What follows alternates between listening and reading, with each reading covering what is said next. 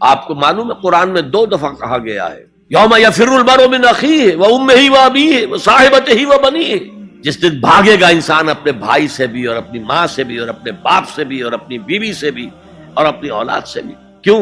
نفسی نفسی نفسی نفسی نفسی نفسی، مجھے بچا لیا جائے، مجھے بچا لیا جائے، میری اولاد کو جھونک دو، میرے ماں باپ کو جھونک دو، میری بیوی کو جھونک دو، بیوی کہے گی میرے شوہر کو جھونک دو، مجھے بچا. یہی نفسی نفسی دنیا میں رہے آپ کی. مجھے اپنے آپ کو بچانا ہے سب سے پہلے، اور پھر مجھے اپنے سب سے پہلے آل اولاد کو بچانا ہے.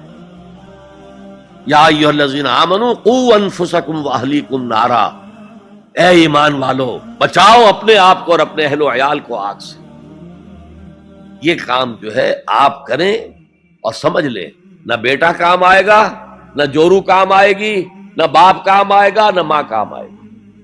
تمہارا اپنا عمل، اگر تم اس راستے پر چلے، اپنی ہمت کے مطابق چلتے رہے، تو اللہ تعالیٰ کے عفو و درگزر کے مستحق ہوگے، اور وہی اصل کامیابی ہے. ذالک ھو الفوز العظیم، اصل بڑی کامیابی وہی.